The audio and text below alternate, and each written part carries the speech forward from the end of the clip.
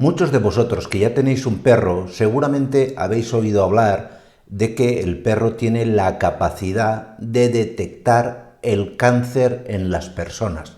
Y es normal que os preguntéis, oye, ¿y cómo es el comportamiento de un perro ante una persona con cáncer?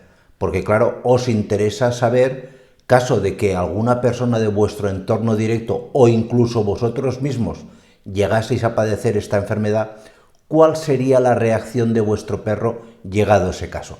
Pues es de esto de lo que vamos a hablar, porque considero que es algo que para muchos, sin que seáis conscientes, puede llegar a ser algo tremendamente útil e interesante.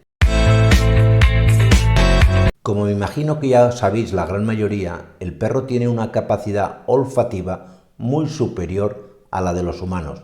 Por ejemplo, a modo de comparación, el epitelio olfativo de los humanos, es decir, el epitelio que tenemos tapizando la cavidad nasal con capacidad de discriminar los olores, si lo pudiésemos extraer de la cavidad nasal y lo pusiéramos en una superficie lisa, ocuparía un total aproximadamente de unos 10 centímetros cuadrados. En cambio, si cogiéramos el epitelio olfativo del perro y lo pusiéramos sobre una mesa, vendría a ocupar unos 170 centímetros cuadrados. Y en algunas razas de perros, como los Bloodhound, esta superficie puede llegar a los 300 centímetros cuadrados. Centímetros cuadrados parecerá muy poco, pero mirar la referencia o la comparación con el epitelio olfativo del humano. Es decir, es muy superior. Y esto permite que el cerebro del perro, aparte de tener esa mayor superficie, como tiene además células más especializadas en la discriminación de olores, le lleva a distinguir mucho más fácilmente cualquier cambio bioquímico en la composición, por ejemplo, del sudor de las personas, cuando expulsamos aliento, esas pequeñas gotitas de saliva que tú no te das cuenta que se exhalan, pero que llevan un olor característico diferente al anterior. Esto al perro se le puede educar. Y esto, de hecho, se hace. Por ejemplo, yo vivo a 80 kilómetros del Hospital La Fe de Valencia, que es un hospital especializado, se ha especializado concretamente en la detección del cáncer utilizando perros. Lo ha hecho en colaboración con la Asociación Española contra el Cáncer y la Unidad Olfativa Canina, un grupo sin ánimo de lucro que se dedica a educar a perros con este tipo de capacidad. Pero claro, ahora te preguntarás, oye, yo es que mi perro no es uno de estos perros que ya se educa y demás. ¿Cómo puedo ver que mi perro está detectando a lo mejor o qué cambios va a tener si alguien de mi familia o yo mismo estoy padeciendo un cáncer? Van a ser exactamente 4 tipos de señales las que va, digamos, a manifestar un perro ante una persona con cáncer. Me refiero, como os digo, a un perro que no ha sido educado, un perro que tiene la primera, digamos, experiencia en detectar en su propietario o en alguien del entorno que algo raro no va bien.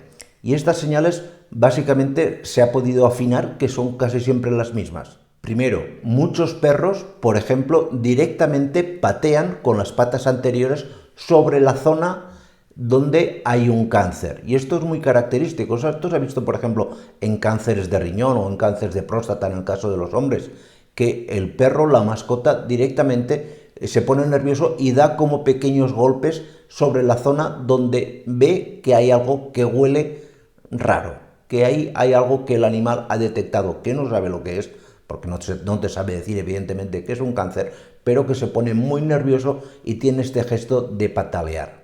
La segunda señal es que aparte de estar, digamos, dando golpecitos con las patas, también olfatea mucho esa zona en concreto o bien te olfatea el aliento, te olfatea, por ejemplo, tu nariz, tu boca, intentando discernir o confirmar que estás exhalando ese olor anómalo que al animal pues le llama la atención y le llama la atención para mal, le está poniendo nervioso. La tercera señal que suelen manifestar la gran mayoría de perros es comenzar a gemir. Un perro cuando detecta que algo no va bien en el organismo de su propietario, gime insistentemente.